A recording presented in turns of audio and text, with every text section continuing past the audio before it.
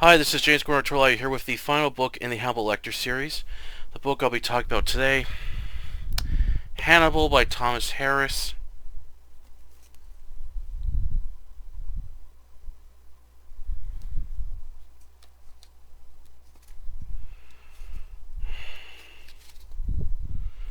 This was first published by Delacour Press in June 1999. This edition is from Dell, and this is from February 2006.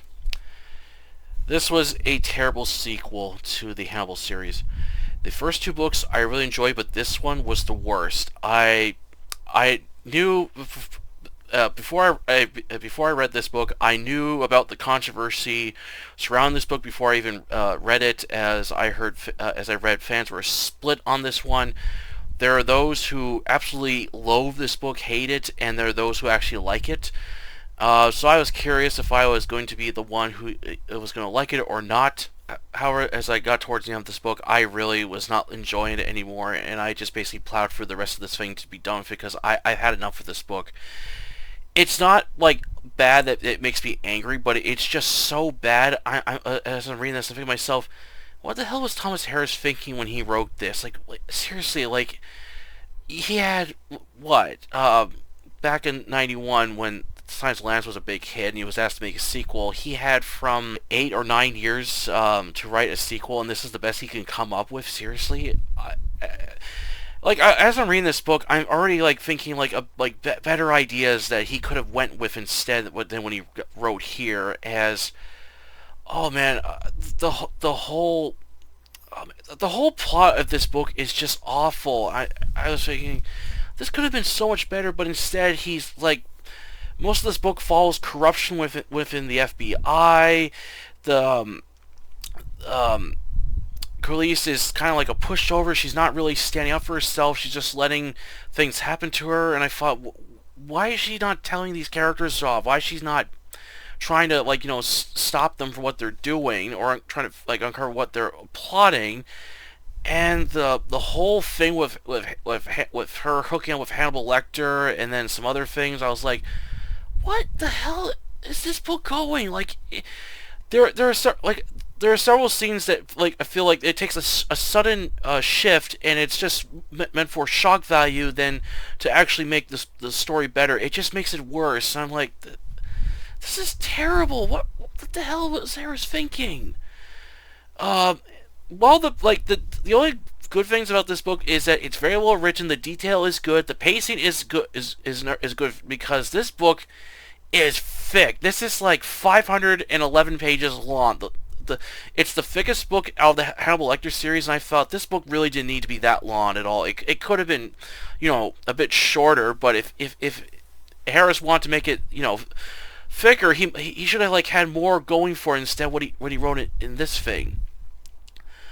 And I'm not even going to bother with the film the same name. It's just not. I'm just not going to bother wasting my time with the film. I'll just stick to Manhunter and Silence of the Lambs. Those are the two good films that I would need to see. As I don't need to bother with this film. I know there's a fourth book, Hannibal Rising, which is a prequel book. I'm not really a fan of those prequel stuff, so I'm not really interested in reading that. If I change my mind, then I'll check it out. But as of now, I'm not really interested in reading it. All right, on to the book review. And spoiler alert, I will be giving away crucial details within the story. Plot: Khalees Starling has become a legendary figure within the FBI department after taking down serial killer Buffalo Bill and saved the life of Catherine Baker back in 1984. It is now 1993. Khalees pulls into a parking lot in her Ford Mustang as she's been called in to take part of a drug raid with the DA and ATF agents. Despite making a name for herself, not everything has gone well, with some of the agents questioning why she's taking part in this and having a more powerful sidearm than everyone else. Khalees and the other agents are in black vans going through the rough area in Washington to take down a drug dealer, Aveldo Drongo, who's been producing and selling crystal meth. It's also reported that Evelyn is a heavy drug user, along with being very violent towards others. As the team gets ready for the raid, however, Evelyn and her bodyguards spot the undercover vans and begin open firing with some machine guns. Clarice takes cover behind a car when suddenly a Cadillac sedan appears with two gunmen open fire, killing 5 agents during the shootout. Clarice is able to take down the bad guys and aims her .45 Colt pistol at Evelyn as she's holding a baby. Clarice tries to reason with her, but she refuses to surrender and pulls out a hidden pistol, shooting off a piece of her right ear. Clarice shoots Evelyn in the mouth, blowing the back of her head out. The whole event makes the ATF look bad as they're still facing criticism for the Ruby Ridge and Waco siege. FBI Director Turnberry wants Jack to side with them and not help aid Clarice to avoid taking the blame for this failed raid. Jack is disgusted by this, along with Justice Department Officer Paul Crederlin, who is jealous of Clarice's success along with refusing to go out with him, uses the National Tattler tabloid magazine to blackmail and guilt-ridden her so they'll be able to remove Clarice from the force. Angered by what's happened and feeling betrayed by those she has worked with, Clarice has already disconnected her phone line to avoid any more harassment from the media. When she checks her mail, Clarice finds a letter from serial killer Hannibal Lecter. Upon reading it, Lecter expresses his anger towards the media as he tells her they're using her as a scapegoat to avoid blame, as she's really a hero. Lecter wishes to talk with Clarice and gives her an address how to contact him. She plans to bring this letter to Jack. Clarice is called into a meeting with Paul along with other agents. While many agents agree that Clarice isn't to blame for things getting ugly, along with Clarice telling off both Paul and Turnberry, as both men refuse to accept responsibility. As tensions rise within the office, suddenly the meeting is called off with one FBI agent revealing he was wired the whole time, as Paul threatens to take them to court if they go public with this. When Clarice visits Jack, he reveals he stepped in to help her as he couldn't allow Paul Turnberry to fire one of his best agents. Clarice explains what happened during the meeting as Jack reveals that one of Lecter's only surviving victims, Mason Verger, a very wealthy man who was drugged by Lecter during one of his therapy sessions, convinced Mason to rip off his own face and feed it to the dogs. Then Lecter tried to kill him by hating him. However, Mason survived with a broken neck. It took years for him to fully recover. His family put a wanted ad for Dr. Lecter with a reward with $1 million. After Lecter was captured and taken to court, the Vulgars didn't bother pressing charges against him since they knew he was finished. But after hearing Lecter sent a letter to Clarice, Mason wants to aid the FBI to capture Lecter, as Jack believes this will give Clarice another chance to clear her name and prove herself a worthy agent for the FBI. She accepts, but before leaving, Jack warns her that Mason is very disturbing to look at. Clarice drives all the way to Northland mainland, close to the Susquehanna River, reaching the Virgil estate as its very fancy place with guard security cameras and a farm with horses. After getting inside, Clarice meets Mason's beautiful wife, Mrs. Vulgar. She takes Clarice to where her husband is waiting for him and call a nurse if there's any problems. Upon meeting Mason, Clarice is disturbed by Mason's face as there's no lips, no nose, or eyelids. He also is hooked up to medical equipment and has a large tank of electric eels. Clarice feels uneasy as she attaches a microphone piece next to Mason's palate so she'll be able to record their conversation. As Clarice tries asking Mason questions, he rambles on his beliefs in God along with how he met Dr. Lecter. She is able to ask the questions along with revealing more information on him. Mason wants her to find and capture Lecter. However, he has other ideas for both Lecter and Clarice. Clarice then goes to the Baltimore Police Department as its state hospital is now defunct and will be demolished. Clarice hopes to find any records on Lecter that might aid in searching his whereabouts.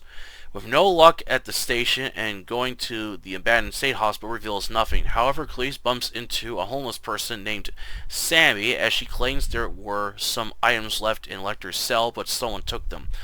Clarice tracks down Barney, the orderly who looked after him. Barney has sold a few items that belong to Lecter to earn money after being laid off. Clarice makes a deal with him to give whatever he's got left, and she won't report him. Barney takes her to his apartment and hands over the remaining items of Lecter.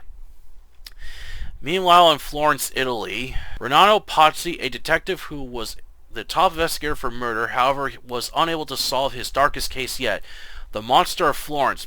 Pozzi tried getting assistance from the FBI in America, fell on deaf ears with the Italian authorities, and there was a rumor that Pozzi was the murderer.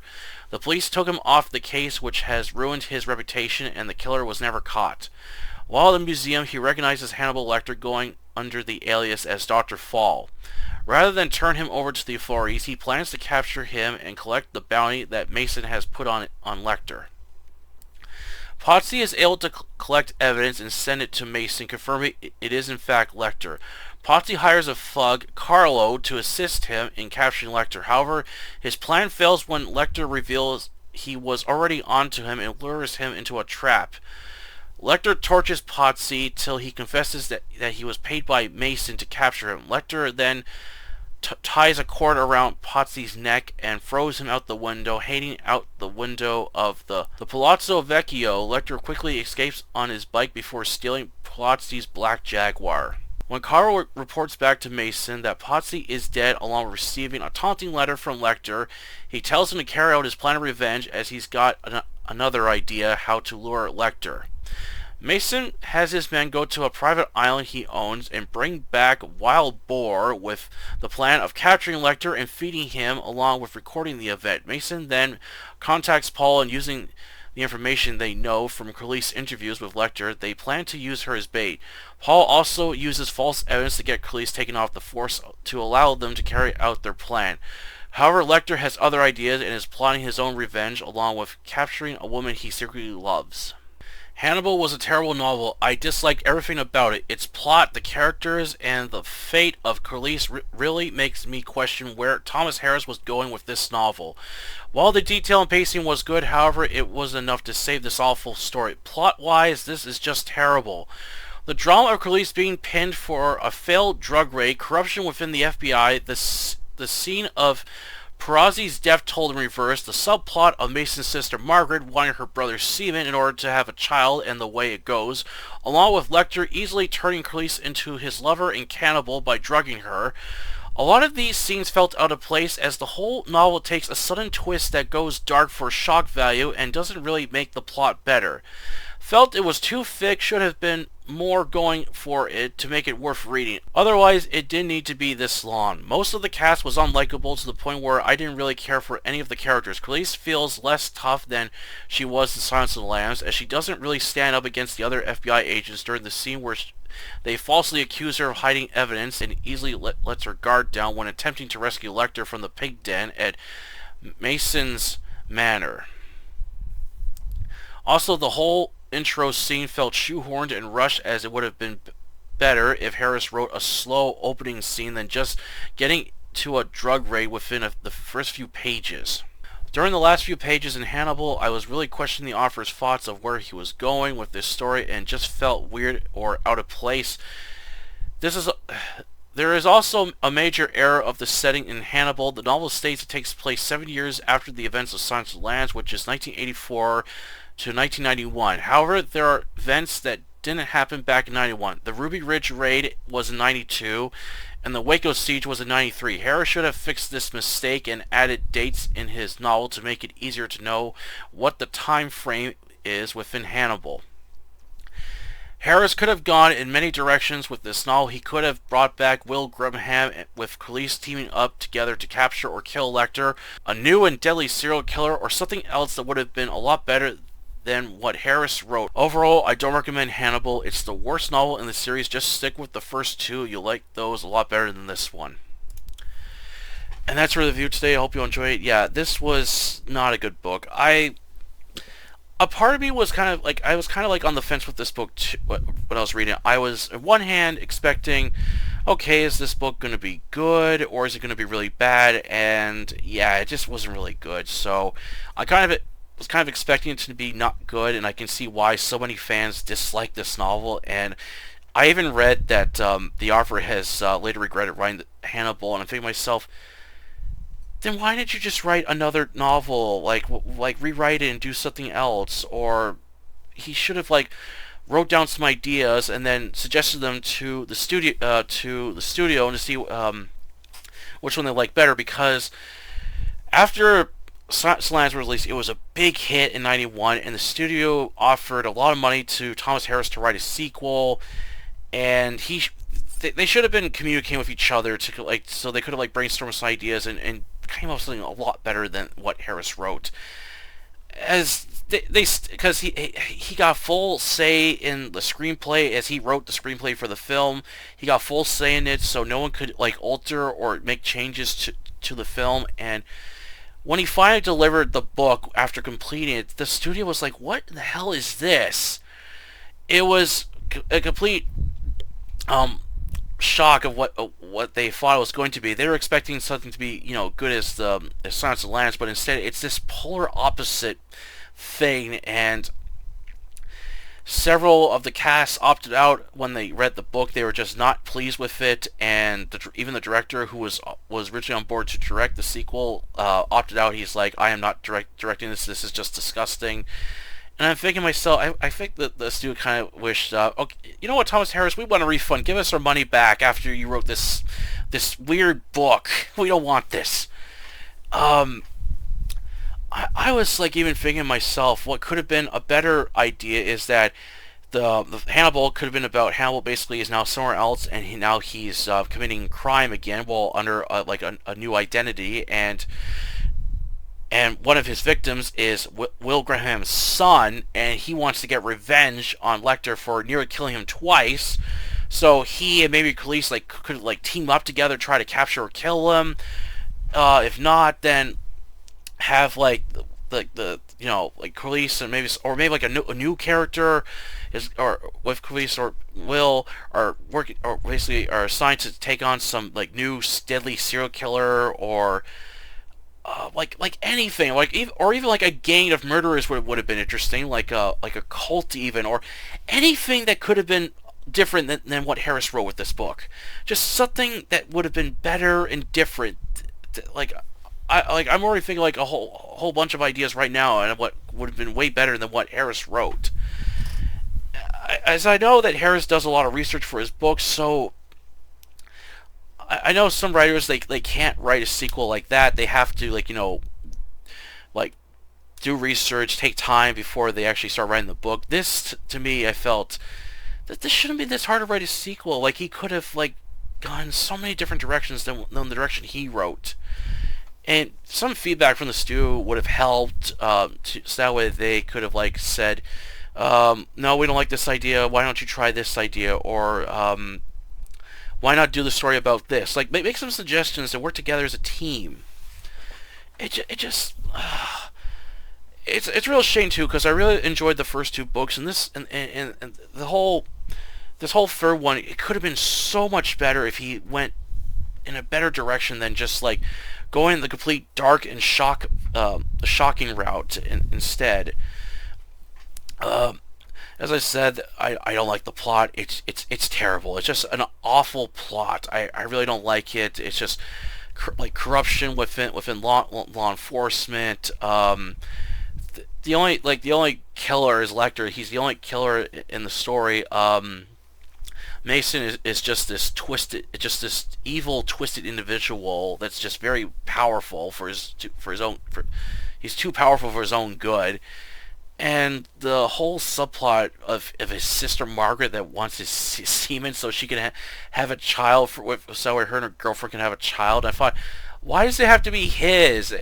Why can't it be someone else? And it tried to explain this she needs it because he's the heir of this big family, and I read this on Wik and I was like, I wonder how wild this scene gets. As I was reading, apparently she uses a cattle prod to get him to ejaculate, and then shoves an eel down his mouth to basically so it electrocutes him and kills him. And when I read this scene, it wasn't it wasn't as wild as I thought it was going to be. It is it is shocking, pun intended, but it was not the wild as I thought it was going to be. I actually thought his sister basically rides him and then uses the cow prod to get him to ejaculate while riding him. I thought that would have been better, but and then the other thing I absolutely hated with this book was when when Hannibal drugs Corliss and turns her into his lover, and then makes her into a cannibal. It was like, it was completely, this scene comes out of nowhere, and it's like, what the hell is this? And then he's using her, like her past traumas to manipulate her, and then she brings the guy that I absolutely hate, that Paul character, and this whole scene where he cuts his head open and they're eating pieces of his brain. I was like, what the fuck is this? Like, what is this? Oh, it was just a, that whole scene was completely like left field. It's like, what the fuck is this? Oh, and this book is kind of a bit of a slow burn to get through. Like, not a lot. Like, there's the opening part, but then not much else happens. And then this was another scene I really didn't like, where the story goes to Florence, and then it shows this Peraza character, and he's already dead. But then the novel goes backwards to reveal how he got killed and stuff. And I was like, why are you telling this scene in reverse? You've been telling the entire story before. Now we get to this character. You're gonna show his death now, and then go backwards to reveal how it happened. I didn't like that either. And I remember when I was watching on this one episode of Monsters Den on movies that they went to see in the theaters and walked out or didn't like. I remember Craig was talking about this. He said, talking about the plot, he felt it was ridiculous. This guy is going to capture Lecter, and he's going to bring wild pigs from another country to his state so they can kill Lecter and stuff. And he felt it was a ridiculous plot, as you know, you could just shoot him, right? At first I thought the plot did sound kind of ridiculous. Like, yeah, why not just kill him? Like, why this whole elaborate scheme to like get wild pigs to brought over to another country so they can just kill Lecter and stuff. The book, I thought, okay, it makes sense because Mason wants to record this event so you have something to watch later. It's like something to basically enjoy going back watching Lecter die and record his death. I thought, okay, that made sense. That made sense. And in the film they added this like ridiculous thing. Oh, I'm gonna do it at 8 o'clock, and Craig's like, why don't you just do it now? I was like, yeah, just do it now. So in the book, when Lecter is captured, Mason's like, good, get the video camera set up and make sure the pig den has a lot of lighting so I can see everything. So I thought, okay, that at least made sense. But overall, I just didn't enjoy this book at all. I know there is a fourth book in the series, Hannibal Rising, which is a prequel book, which basically shows how Hannibal became the way he is. I'm not really interested in reading that right now. Maybe one day I might check it out, but as of now, I'm not really interested. I'm not really a fan of prequel books or stories and stuff. They're just not my thing. But yeah, I'm not sure if I'll ever read that or not. If I do, then I'll post it on the channel, but I'm just not interested in it right now. I do have some other books by this author, Thomas Harris, Black Sunday, and that new novel he wrote, so I'll have to check those out. But overall, the Hannibal series, I really enjoyed the first two books. They were both good. As for the films, as I said, I love Manhunter and Silence of the Lambs. Those are excellent films. I'm not even going to bother with the third film, Hannibal. I'm not going to bother with that. While they did take out some of the the really dark stuff in the film, like they absolutely cut out the whole Corliss becomes Lecter's lover and a cannibal. They took that out completely and kind of changed that scene. But they have this kind of bullshit ending where he gets away again by cutting his hand off, and then he's on a plane. He's going to Europe somewhere, and then he's eating the piece of brain that from the guy he killed, and some kid is on the plane. He's like, what are you eating? And Hannibal's like, why don't you try it? It's like, hell. Which that part is actually in the book, but it's they switched that in the film. They switched it to the ending, where in the book it's where Hannibal leaves Italy and is going to Canada. Then he sneaks into the American border, and basically he's like, he's eating. He's killed someone. He's eating a piece of them, and some kid wants to try it. And Lecter's like, no, no, you wouldn't like this. It's adult food or something like that. So at least Lecter knew better not to give like a piece of body parts for a kid to eat.